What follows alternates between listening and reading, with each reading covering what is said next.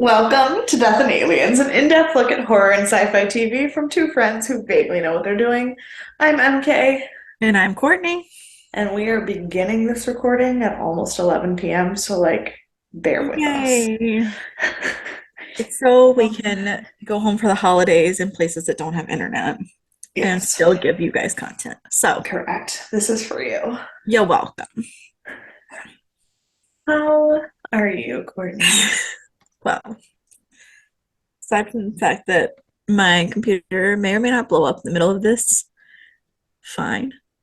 In our second recording of today, Sadie ran right over my cord and knocked my Coke over onto my computer. And it's not happy with me, but I think all is going to be fine. So we're just going to pretend like it is. But aside from technical issues, I've since I've been back, I've had a good time. I went and saw the Addams Family musical on Friday. Have you seen it? Do you know anything about it? I love it. Okay. I Oh, didn't. the story is terrible. No, the story is Okay, okay, terrible. okay. No. Sorry. The music is phenomenal. Music is great. The story's terrible. Story's garbage. Yes. Okay. Thank you. And I just also want the ability to play Wednesday or Morticia on stage. Like, it's fine. yes, I also would like to play Morticia. I had a, we won't say terrible. It was a community theater, but it was not a great Morticia. Mm, Um, Fester was incredible. It was good. so he was fun, and I liked the music, and I had some coffee, which was nice. Nice. But the show itself, not what I was expecting. No. The writing, not well. But in that Yeah. same vein, Wednesday comes out in 2 days or 3 days, though on It's Netflix, true. and I bet it's going to be more what I'm expecting. But I also saw, oh my gosh, LB something's short story competition winners. Okay. Um, I know nothing it was about like these four really short stories that were put together um, for New Circle Theater, which is like I think we've talked about before. It's like it. a Yeah. it I was does gonna it. say, is this what you told me about at breakfast yesterday?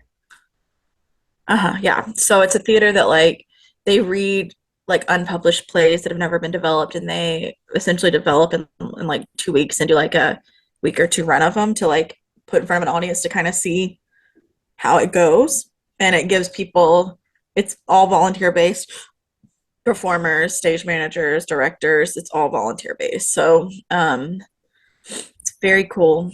It was really good.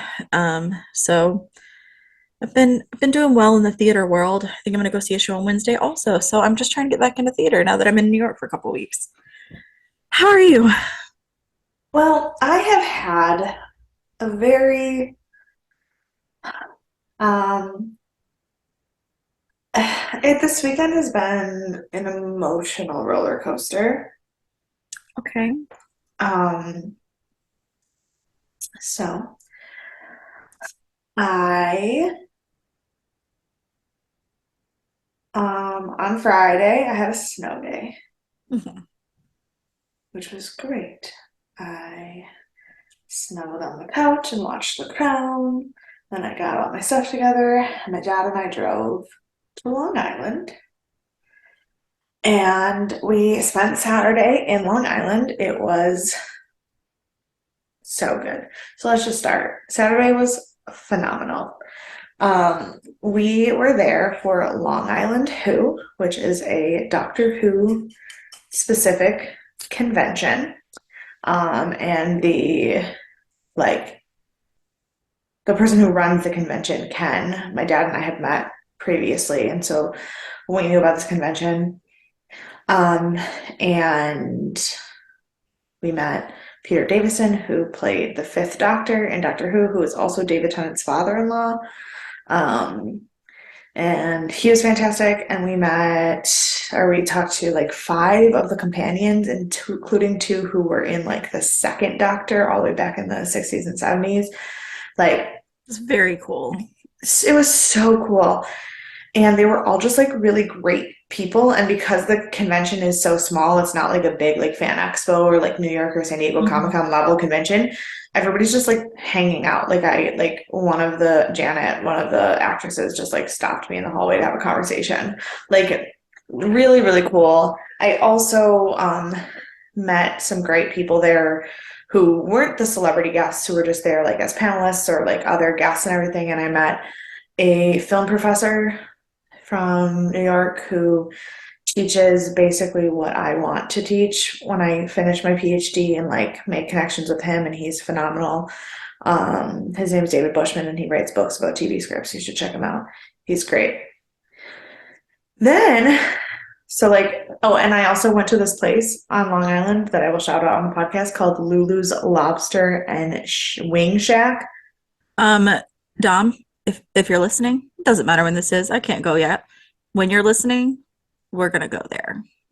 Dom, it's in Medford, which More it's to you like, than either of us. yes, Yeah. exactly. It's in Medford and it's amazing. Um, so yes. So Saturday was great. Sunday started fantastically. Dad and I Yeah, woke it up. did. We went when we drove into Manhattan and we had brunch with Courtney. Ah, I got out of my house before 11 a.m. I on a know. Sunday. I jokingly said to my brother said something to me stupid last night. I go, I'm sorry. I had mimosas in Manhattan today. I don't know what you're talking about. I'm gonna start telling people that every day. I don't care if I've had a mimosa or not. Mimosa in Manhattan today. Um, but then something really, really bad happened.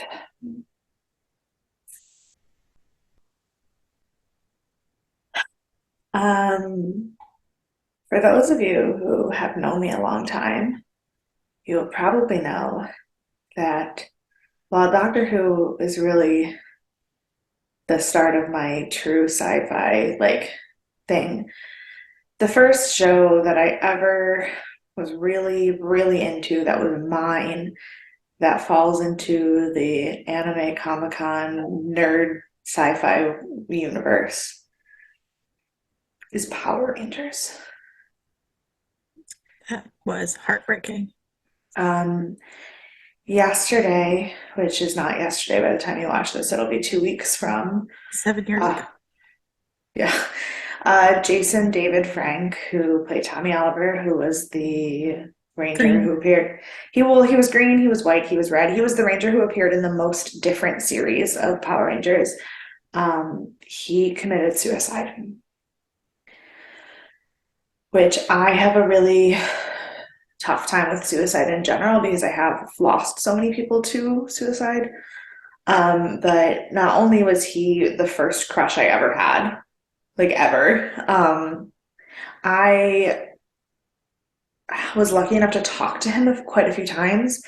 Um, and like I followed his daughter on Instagram and talked to her as well. Like,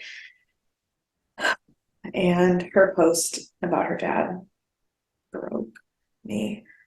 Um, yeah, and I found out while I was driving home. So it was a long drive. Yeah. Um,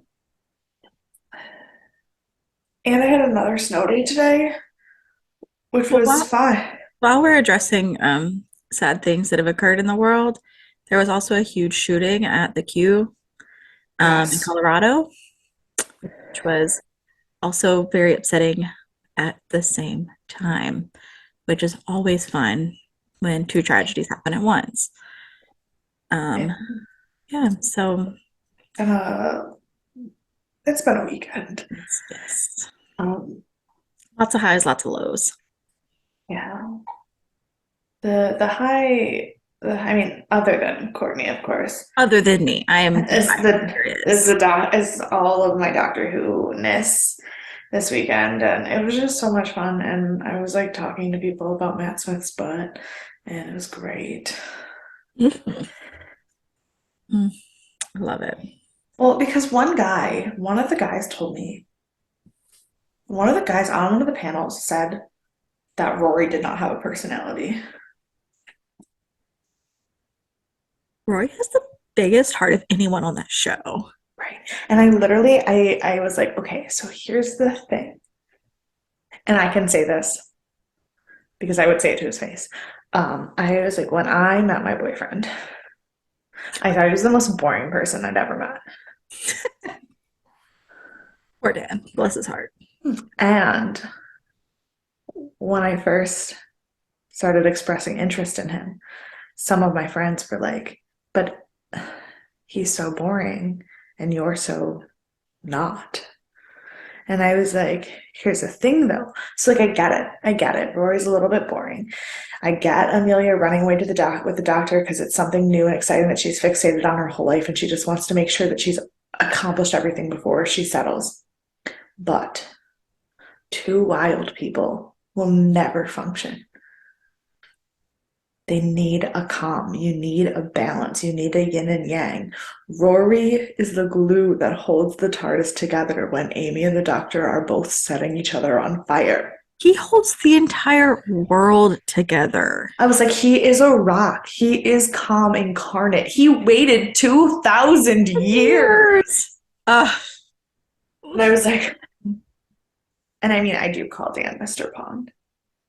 and he did wait 2,000 years. It's So, true. So yeah, it's it's fine.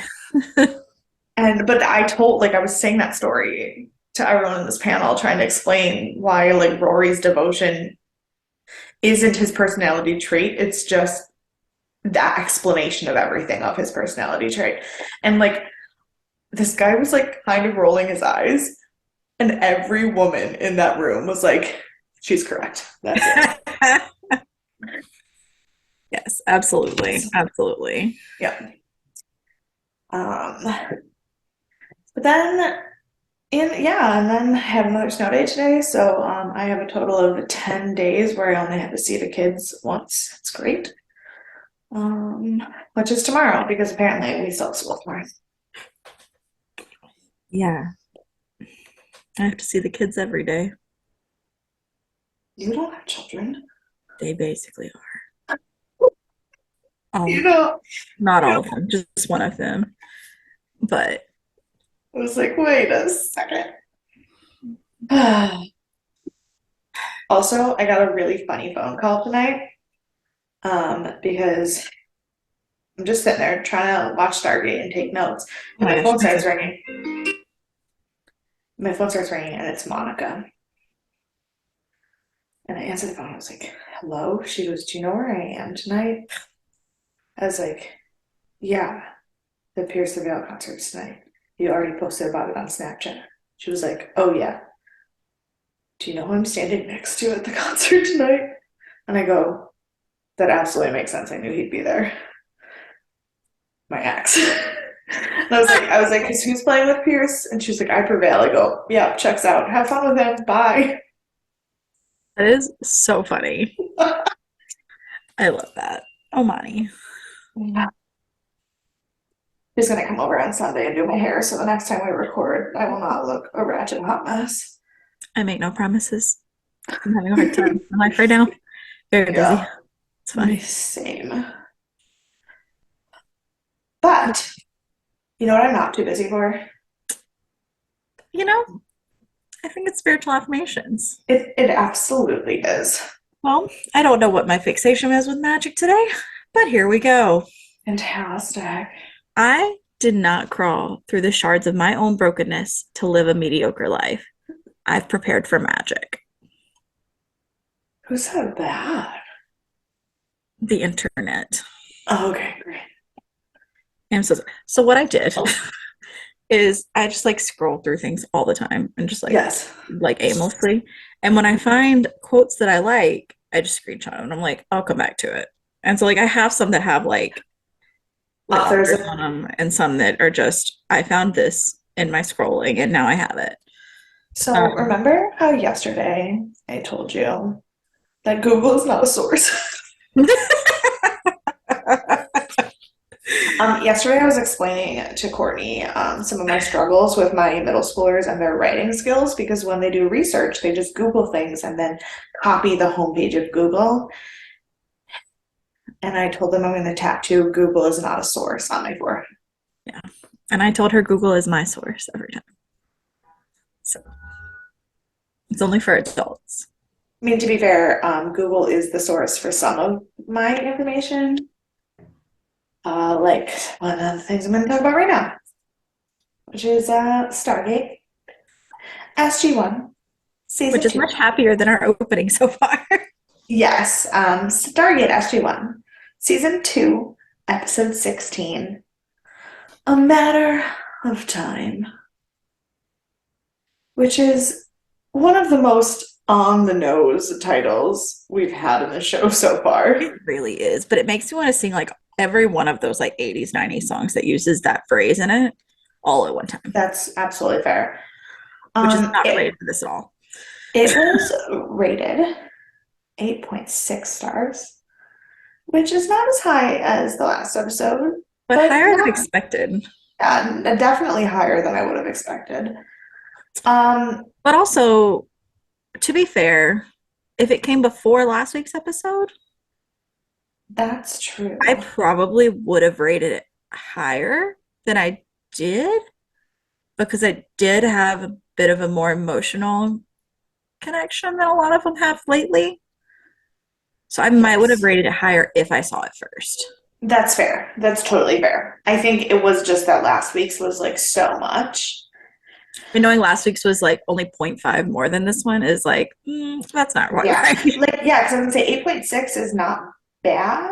Like, it's No. not a bad rating, except for that, like, in comparison, yeah. Yeah. Because it did, in fact, broadcast for the first time on December 9th of 1998, which is a week before. Which is apropos, we are going back in time because we are discussing a matter of time Oh, that is. And also, this episode is going to premiere to you fine on folks. the 4th. No, it's not. It is. I looked at a calendar earlier. No, today's, you're right, it is gonna, what? What day is it? Oh, that's because I thought today was the 28th. It's not, it's the 21st. I was like, no, but you're right. Nope, you're absolutely correct. It's not that I don't know what day the episode's coming out. I don't know what day it is today. Right. I literally looked at a calendar earlier and wrote it down. That's the only reason I know. Fantastic. Yeah. The number one song and book are the same as what we talked about last week because they just started a week earlier. But the number one movie was A Bug's Life, Okay. So we've gone which from ants I to was say, Bugs which we've Life. only talked about in depth already because the fall of 1998 was the Bugs Life Ants saga. And when Ants was the number one movie, we then ended up talking in depth about Bugs Life as well. And it is good timing for us because Bob Iger is now the CEO again, which I realize we've talked about 17 times tonight, not once on this But podcast. not once on the podcast. As a former Disney World employee in the era of Bob Iger, I am thrilled As a that he's person coming who's back. watched the world of Disney fall apart in the past few years, also thrilled. Bob Chapek lasted for exactly 999 days as the CEO. And my favorite tweet about the situation was a picture of the Haunted Mansion that said, apparently there's not always room for one more. Oh, I love it. I love it. Love it. So, That's some yes, good news for you today. congratulations to Bob Iger and his Welcome back. family. Also, A Bug's Life is hella underrated and should be more people's favorite Pixar movie. Um, it's not my favorite because I have other favorites, but the little princess, what's her name? Ada or Dot? The baby Dot or Ada, The the purple actual one. prince? They're The both baby purple. one. Dot. Dot. I had a Princess Dot stuffed animal that made noise at my grandma's house. And I played with that thing for way longer than I should have. I genuinely was obsessed with this movie. It's the probably the only Pixar movie that I ever went through like an obsession phase with. I just really liked it. Until um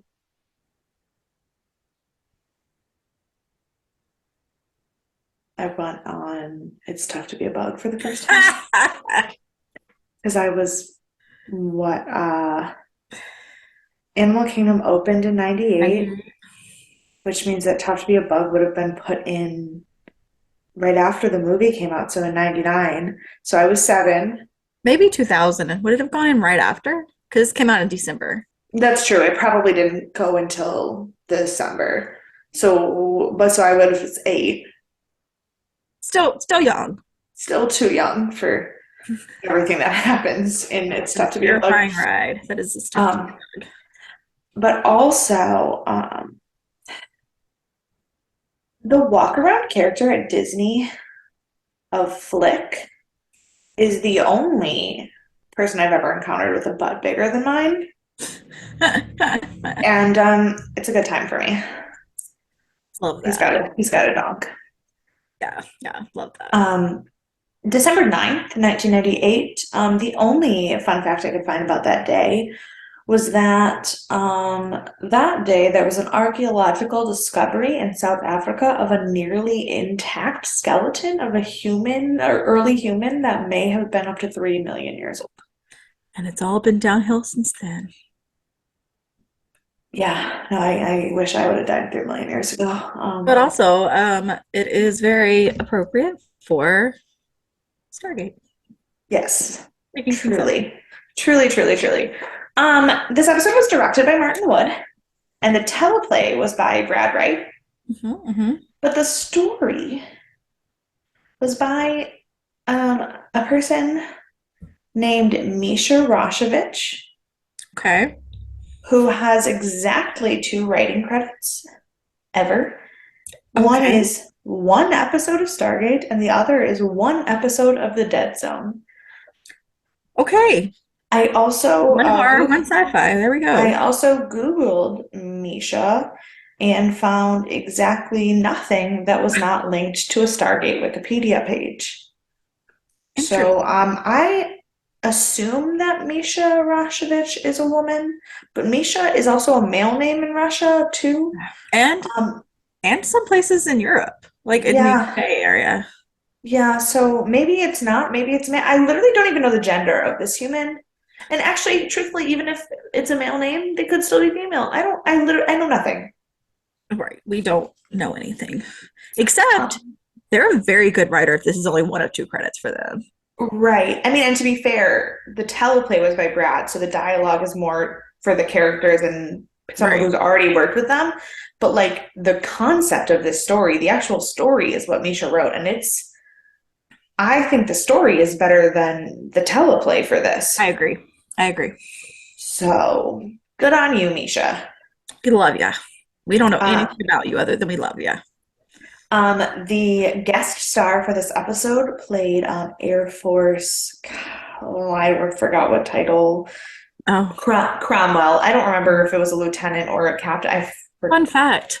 One of our publishing companies that we administer at our publishing house is Cromwell Music. Fantastic. Not this. No. But the actor who played Cromwell was named Marshall Teague. He is known for Babylon 5 and Armageddon. He has over 130 acting credits, That's right. almost exclusively one-offs. Yeah, no. Um, he plays military-esque characters in almost everything that he's done on TV, but that is also because he is actually a retired Navy and a former deputy sheriff of Memphis, Tennessee.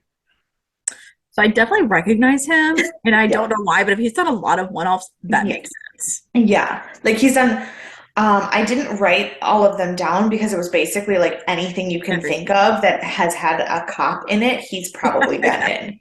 Like if there's cops or soldiers in a show, he's done an episode of it. Like So, I love it. So I've definitely seen him. yeah, for sure. We start this episode with the most outer space shot I've ever seen. I genuinely thought I clicked the wrong show for a second. This was such a dramatic opening.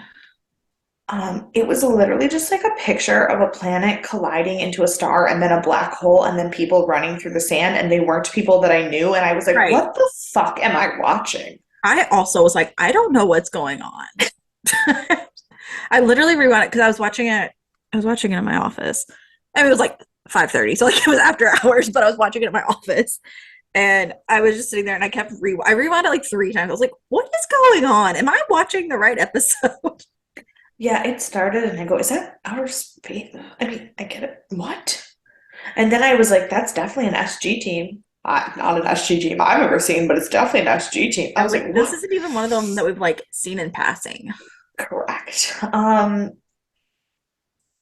But then we go back to SGC where Jack is just asking Sam the stupidest questions about how wormholes work and why they're called wormholes. I felt like the writers were like, let's actually discuss some things about space while we're here.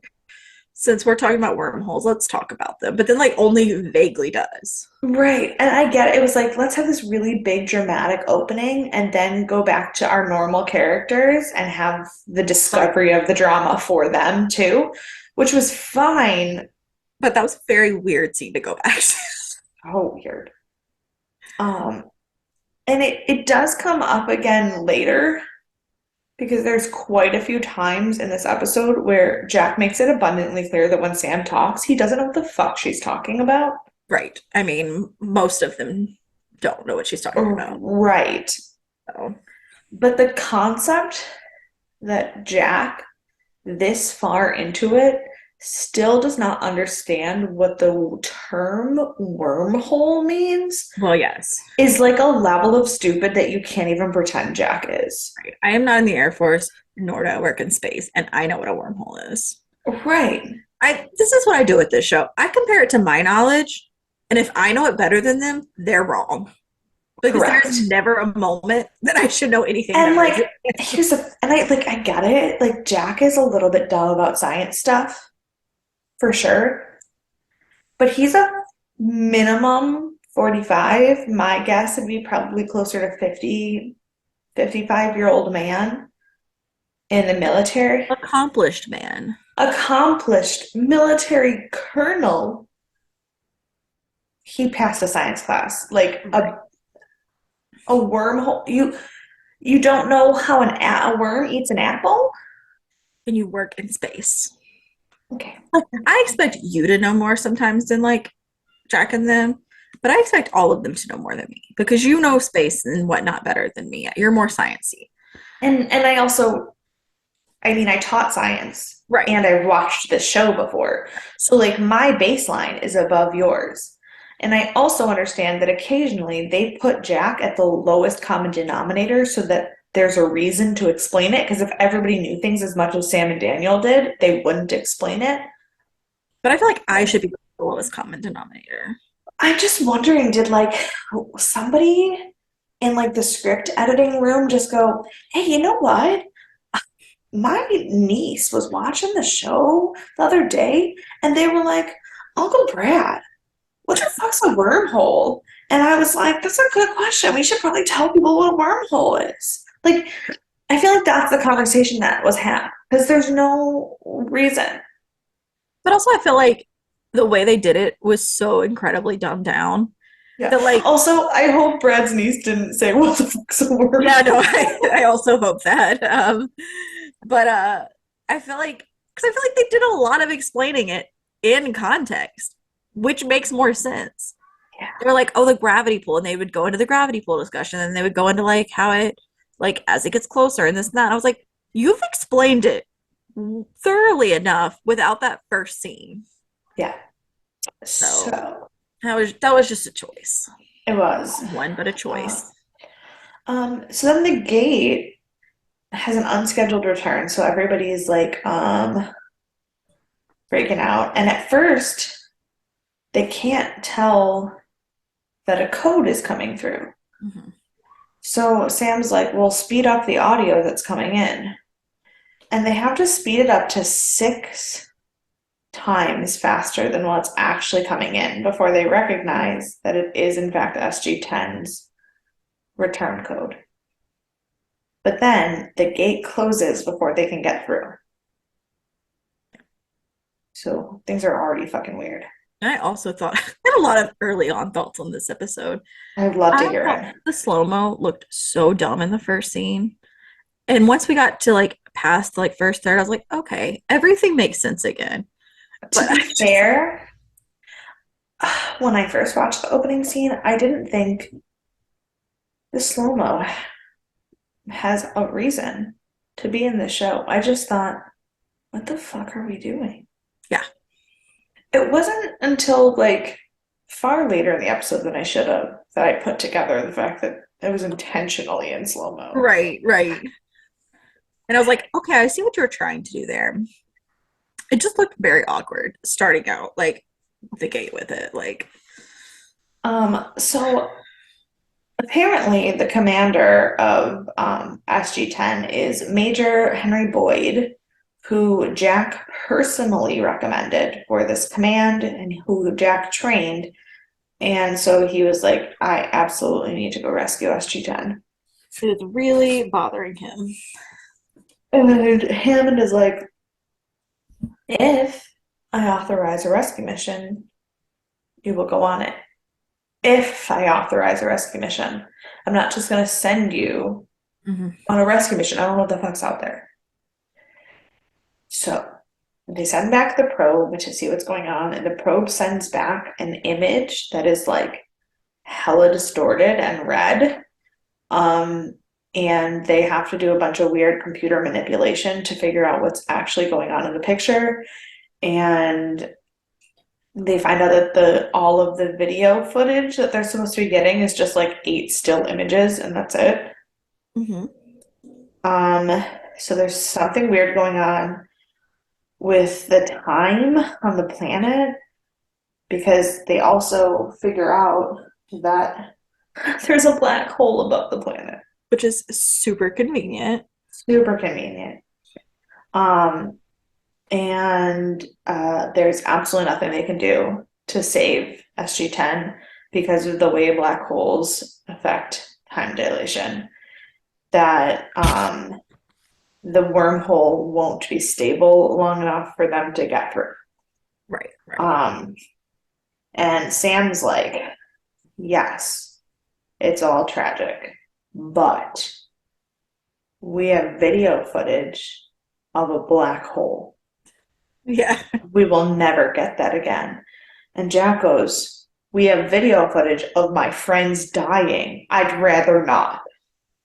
And I was like, okay, I was with Sam the whole time until this point. And I was like, okay, Jack's right. Like, Like, I get it. I do traumatizing. get it. But, like, those are human beings. And like up until now, you were like, we can't send you in because it's dangerous. We can't do this. I have to disagree. And I'm like, yes, Sam, you're making sure everything is safe. You are going all about it. And then she's like, science above all else. And it's like, hold up, human lives matter. And so we Yeah. should just take a step back. But Yeah. Um, so they try to disengage the wormhole so that they can stop seeing these people die. And fun fact, it won't disengage. yep, yep. And then we abruptly change scene. And There were a couple of weird once skips. once you get a little further into the episode and you understand what's happening, it makes sense. But in that moment, I was like, we're outside now? Yeah. Cool. So we are outside. We're outside of the mountain because the base is being surrounded. And we find out that there's been no contact from inside of SGC for 4 hours. I thought it was 5 hours. No, oh, at first when Cromwell gets there at first. Oh, okay. Yes, there's time does not make sense in the show. When Cromwell gets that first, he says that the soldier tells him that there's been no contact for 4 hours and that before that everything was funky. And he said, "Soldier, is that a military term, funky?" He, and he said, "Everyone." He said it sounded like when you're listening to your Walkman and your batteries start to die. And if that is not the most outdated fucking metaphor I have ever heard in my life, Even for this time. in the I 90s? Yeah. We didn't have money and I had a CD player in the No, 90s. no, no. Walkmans are CD players too. Yeah, but My, like the original is like oh I think yeah. Walkman, I think the 80s Walkmans. Oh, okay. Because I had a CD player that was a Walkman, and when the batteries would start to die, it would spin too slow. I had one of those too. I I just mean, but I mean, also, if you're an adult in 1998, you had a Walkman that was Yeah, that's true. I a guess cassette. Because I mean, like we had Walkman CD players when we were 13, but if this man who is at least 18 in 1998 had a Walkman when he was 13, it was 92, it was a cassette. right, right. That makes sense. So, Makes sense. but it was the thing about it was that it was the most outdated metaphor I'd ever heard, and yet I heard it. Right, right. Like I know I was like I know No question. exactly what he's saying. Yep. Yep. But also whenever there are certain phrases from songs that like get trapped in your brain and you can only ever hear that phrase that way. And I was taking notes and I wrote, everyone was talking real slow. But when I say the words real slow, I only ever say them as Taylor Swift when we're on the phone and we talk real slow because it's Yeah. late Yep. Yep. Yep. I follow. and then I hate myself. Right. Of course. Um, so then Cromwell decides he's going to break into base. Of course he does. Then we go back to Hammond, who is trying to call the president, but the red phone does not work. I thought at first I was like, did the president just like answer and hang up on him? I was Nope, like, what's going on? just nothing worked. And then he goes down to the control room where Sam is freaking out because the gate is still engaged. And Hammond is like, isn't there like a theoretical limit for how long a wormhole can be stabilized? And she goes, yep, and we're past that. And Sam is totes in charge this whole time. Like Absolutely. she is running the show To be fair, she's the only doctor of physics that is there. and the only non-moron, it seems. Right. Bless him. Bless him. At least David Um, Jackson's not there. That's all I could think was like, thank God he's not here because he would have tried so many things that didn't make any sense. that's absolutely true. But I tell you what I was thinking the whole time?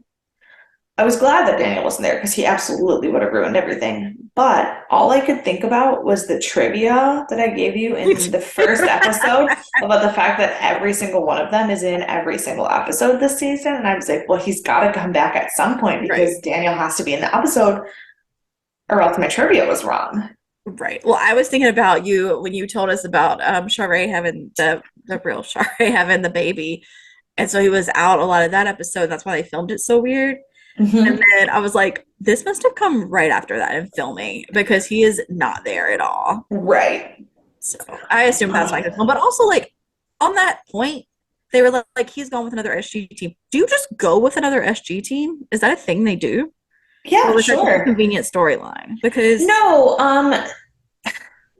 to be fair, like Daniel is the only one who works there who is an archaeologist. I guess that's true. I guess So, that's like, occasionally there's probably another team that is doing a dig that he can assist on because SG1 doesn't have a mission right at that moment.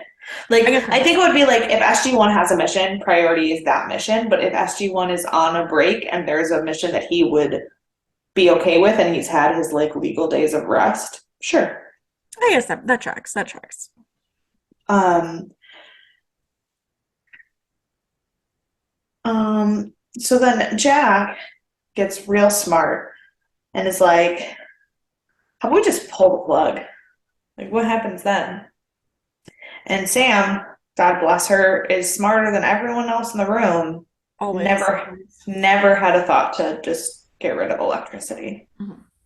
Mhm. Um, because sometimes the most obvious answer doesn't come to you. I'm So, intimately familiar with that concept. yeah. So, Jack and Sergeant Seiler go down to the main breaker or to the breaker room and start unplugging things. And they pull the main breaker, and Seiler gets electrocuted. And then the gate starts to like blow up, and Teal'c also gets like electric burns. And then, fun fact, that was all for nothing because the gate still does not shut down. Yep, yep, nothing happened. Yeah. Um, so they decided to close the iris to try to at least stop the black hole from coming in.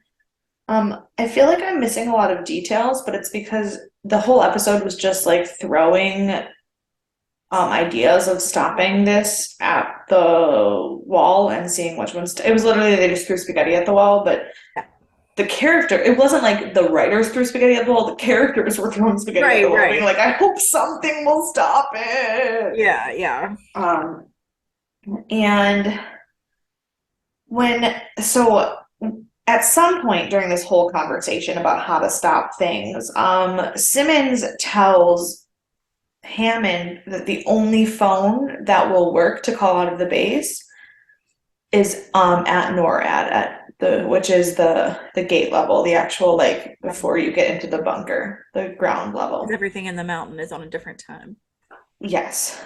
Well, no, this is before they know anything about the time. Oh, okay. This is in general, like so the way because SGC is like a secret project, Hmm. there's the actual like Cheyenne Mountain base, and then there's all of SGC is in a underground. It's like a Right, bunker right. in the mountain. So like the phone lines and the communication systems on ground level are different systems. Hmm. So he's like, right now that's the only phone that works.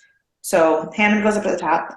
When he gets there, one of the Joint Chiefs is waiting for him and is like, it's been 5 hours since anyone has heard from you. That's what I was thinking. The president wants to see you in person. Things are not great. Yeah, I was like, who the hell these guys think they are? They're just like bursting in and like, you're coming with us, you're doing this. To Turns be out fair, it was a good yeah, reason. I was like, to be fair, who do they think they are? They're quite literally the Joint Chief of Staff. Right. Totally made sense once I figured out what was going on. But at Like, first, if anyone has the right to just burst in and tell you where to be, it is them. Yeah. yes, absolutely. And I absolutely think they were in the right there. But Yes. at first I didn't. And so they're just like, okay, there's a van waiting for you to take you to your plane. You're going to see the president. Goodbye. And he's like, oh, that's Um, exactly what I wanted. Thank you. so then we go back down where the special ops team led by Cromwell just like break in through a hole in the wall Yep. and like attack Fraser and are like, Yeah. you've been taken over You're by free. alien hostiles. And she's like, I'm just going to a medical emergency. She's like, I really haven't. And he's like, based on some of the things I've read about this base, you could be an alien. She's like, I could, but I'm not. I was like, it's really clear these guys have no idea what's No, going on no here. idea. Um, so then we go back to Hammond where he's talking to the major, um, who is taking him to this situation, and the people topside were able to figure out the time dilation situation because it's been 5 hours for them, but it's only been 10 minutes for SGC. Yeah, that's insane. And I was like, you Um, know how great it would be if you could like mess with time that way and be like, on the outside, it's moving normal. On the inside, it's not. So if like I could go take a nap on the outside where it feels like 5 hours and then go back inside where it's only 10 minutes and just like not miss any of my life. I would love that Big fan, so aside much. from the like death part that comes pretty quickly. Right, for sure. Um, but yeah, I had this whole map plan figured out. I love that. And Hammond is like kind of taken aback that everybody else has figured everything out faster than him, and he's like, the major's like, "Sir, we literally had 5 hours." You had 10 minutes. We had five Yeah. hours. So like, Um, but then we go back down into the base where Sam is explaining the whole situation about time dilation and black holes to Jack in a sciencey way, and he's like, "Absolutely not." And she's like, "Things are bad," and he goes, "Better fix it."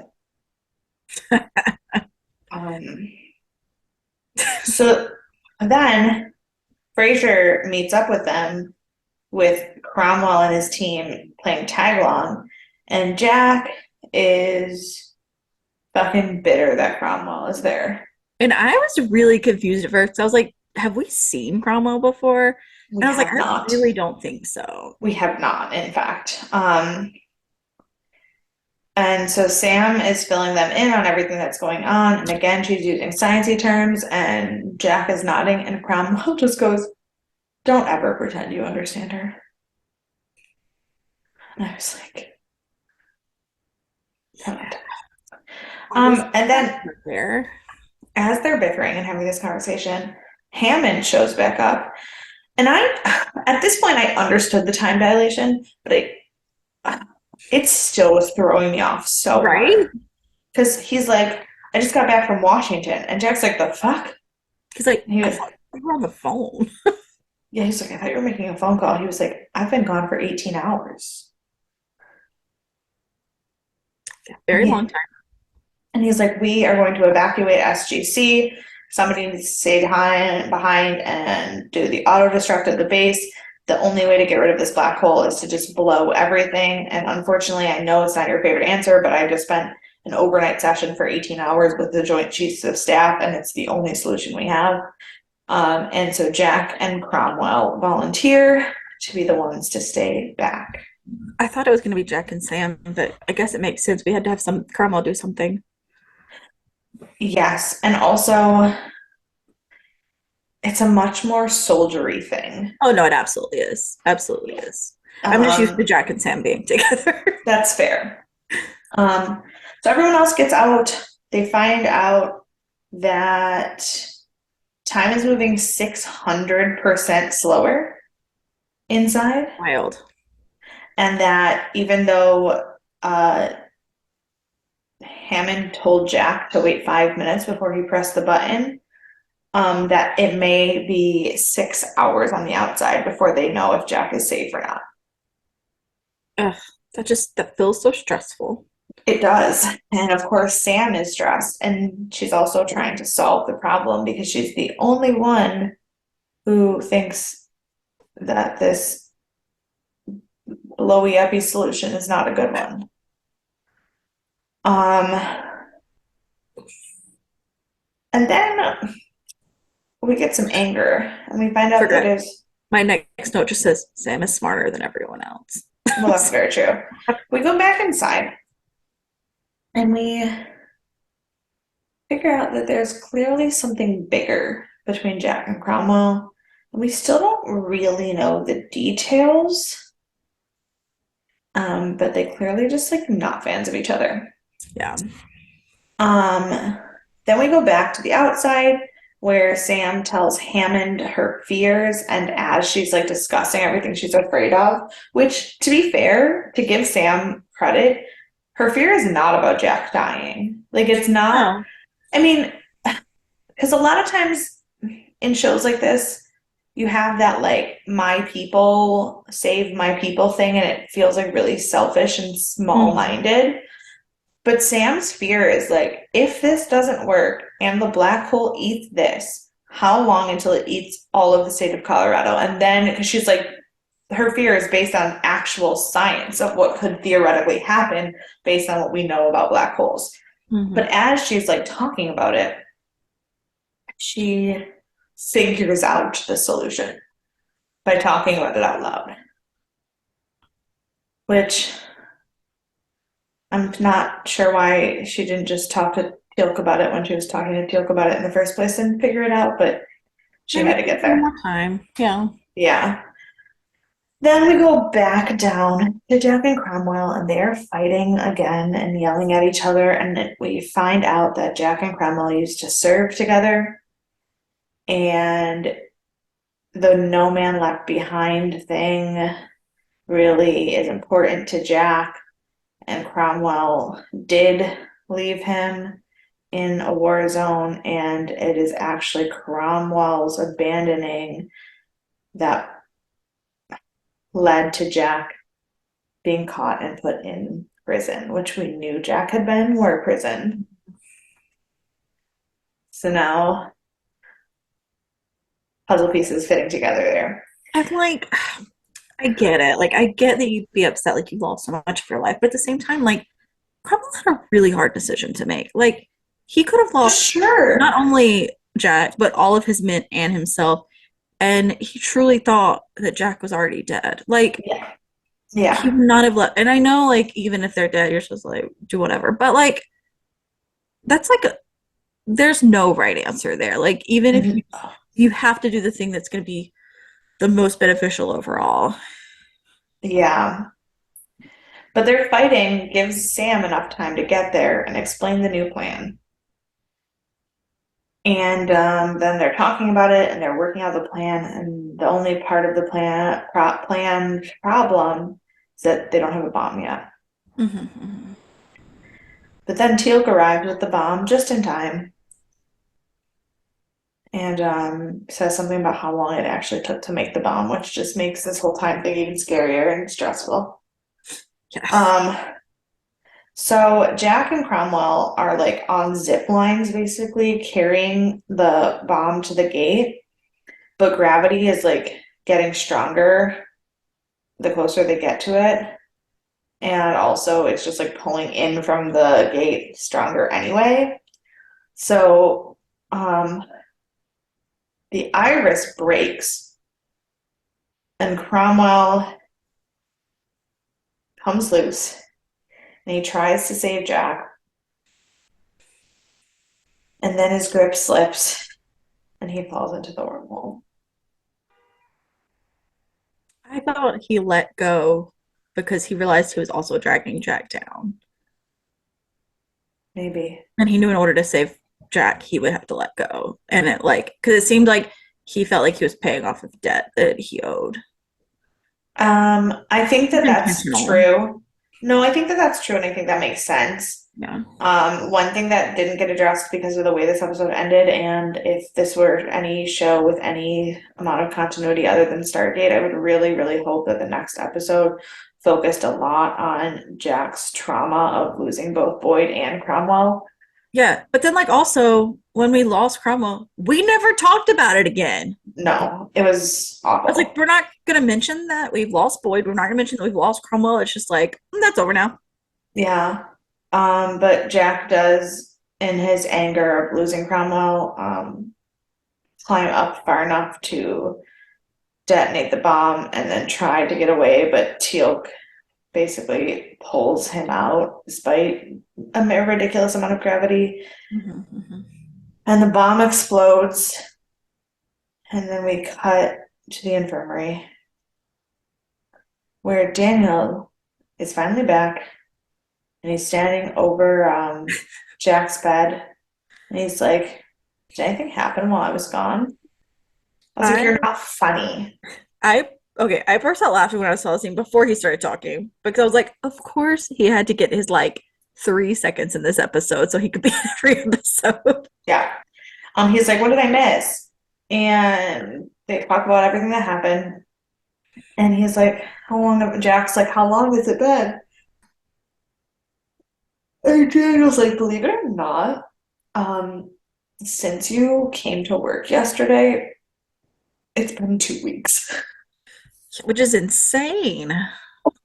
Um, and Jack's like, well, in that case, I'm gonna sleep in. And Hammond's just like, you do that, sir. And then it ends. Yep. That is what has happened. That is what And has it happened. was a good episode. It was a lot of emotion. I went on a roller coaster of how I felt about Cromwell. When he first got there, I thought he was going to be a bad guy, like Right. the other guy we hate, Make Peace, and all them. And then, oh my gosh, at my murder mystery, someone's name on their name tag was Make Peace.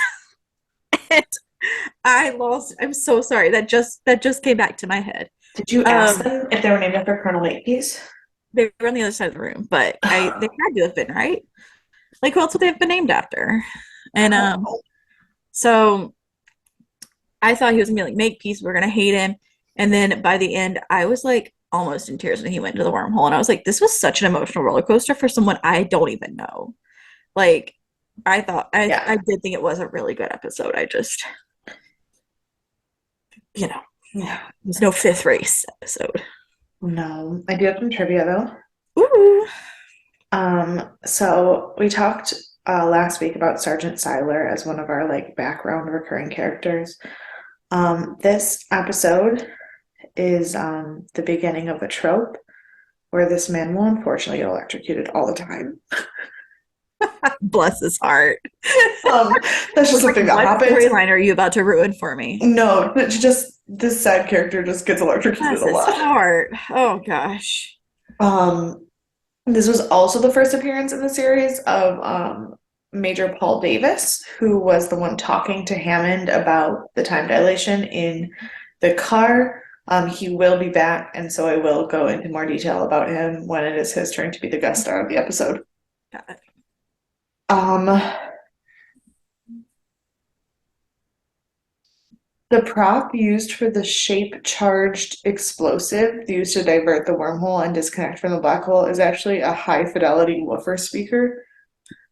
I didn't even look at it that closely. That is so funny. I didn't even question it.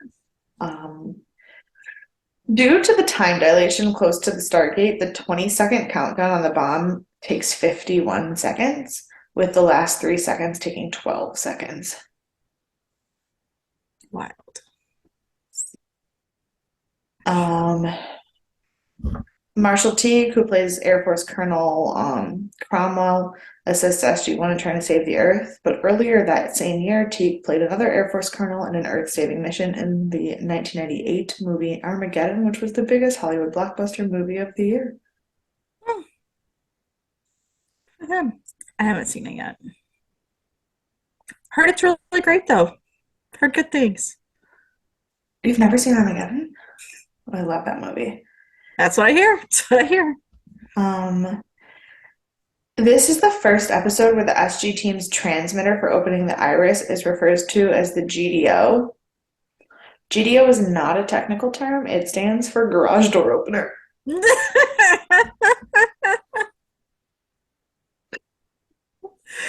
That brings me so much joy. Yes, the next two will also bring you joy. Good. There's a scene where Captain Samantha Carter is offered a donut while trying to figure out a black hole scenario. She briefly considers it before putting it back in the box. Amanda Tapping got her start in a fairly well-known TV commercial for Tim Hortons in the late 80s, and this is the first of multiple donut gags in the series where characters are offered but do not eat donuts. That's so funny. Yeah, I'm gonna notice everyone. yes, every time. And then also, this one is something that you will appreciate. Okay. Um, Unusually, Always how I like it start. um, sorry, I don't know how to word this. I don't like the way it's worded here. So normally in Stargate, there's one composer for each episode, unless it is a clip show, because then the music will be from other shows. Unusually, this episode, while not being a clip show, has three composers credited for the music. Okay. Joel Goldsmith, Richard Band, and Kevin Kiner. Okay. So it is I'm just, kind of familiar with the first and the last one. I am. I don't know that for sure, and I could just be making that up, but they sound familiar.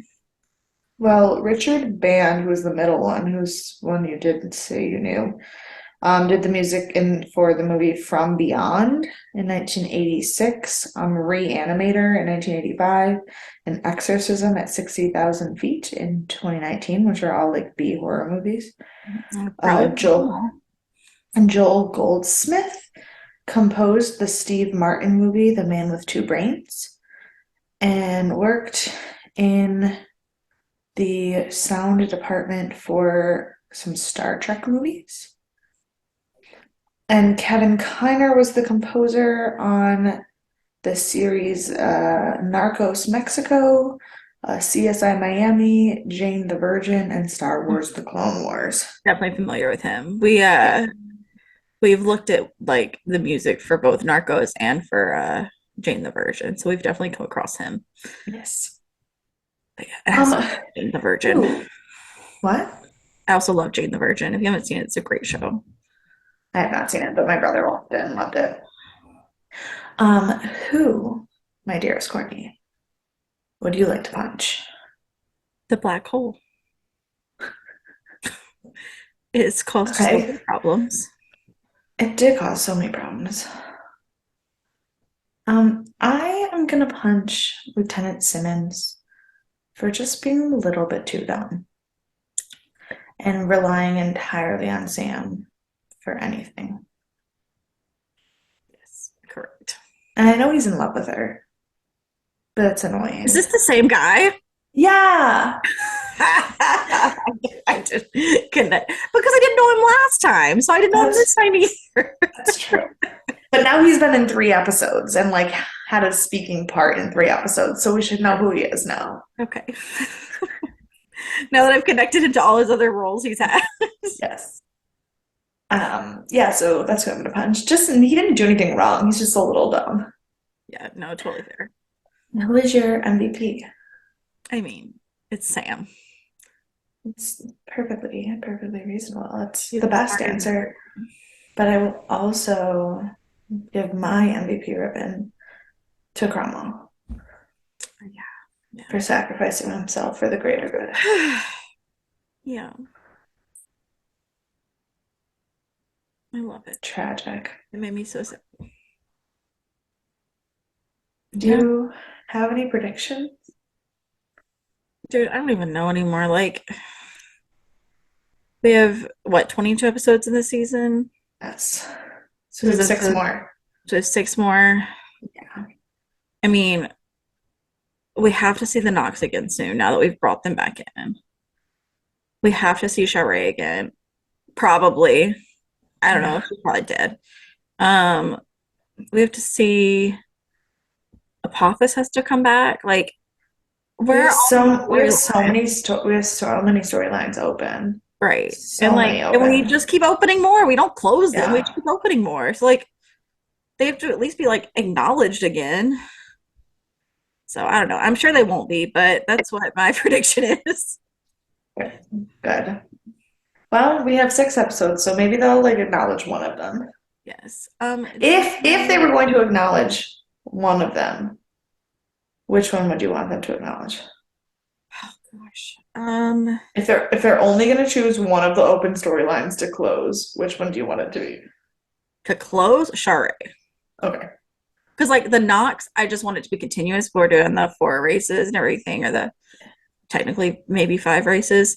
The Knox is going to be ongoing, but I'm just ready to be done with Sharae because she has just been so frustrating for me, That's totally and it fair. seems so unnecessary based on everything else we're doing.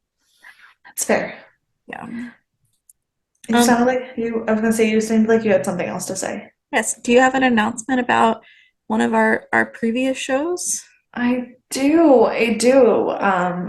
Literally 5 minutes before we started recording this episode, Joel De La Fuente posted that Hemlock Grove has in fact gotten picked up. Um, so it's not available yet, but there is this. I literally did not know this platform existed until he Either. posted this, and I just shared it, or I told him I was going to announce it on the podcast. Um, but there is a indie streaming service that is online that is entirely free that is specifically designed for things that like have a following but like got dropped from major streaming services. It's called Film Rise, and they just made a deal, like a signed a deal with Gauntlet, which is Brian. Why can't I think of Brian's last name? The book Uh, writer, the no, novelist. not Brian, because that's why, because that's not Brian. Eli Roth. Gauntlet is Eli Roth's production company, and Eli Roth obviously produced this. And there was whoever is the guy who also created Hannibal who had something to do with this. I don't know. Anyway, I read the article briefly, but Film Rise is an online um, free, like non-subscription based streaming service for stuff that has lost homes elsewhere. And I don't think they announced a date yet, but as soon as I find out a date, I will share it. But Hemlock Grove will not be leaving us forever, Yay! Don't which is worry, very, watch it. very exciting. It's, I mean, it's been gone for a month. So sad. Devastating. Devastating. I haven't even You know, attempted to you watch all it in the tried to go month. watch it I know. the past month every day. Every day. So, I think that's our only announcement. I think so. Um, if you have any information about wormholes or black holes or time dilation or Hemlock Grove, please email us at deathandaliens@gmail.com or follow us on any of the social media at Death and Aliens. You can follow me everywhere at EMKAY_superstar. And you can follow me at CE Cloud 13. And we will see you on Thursday for our Thriller Thursday, where we get to the halfway point of Bates Motel, Ah! season 4. So much. So much to talk about. Whew, yeah. It'll be great. Well, we will see you then. Yeah. Bye.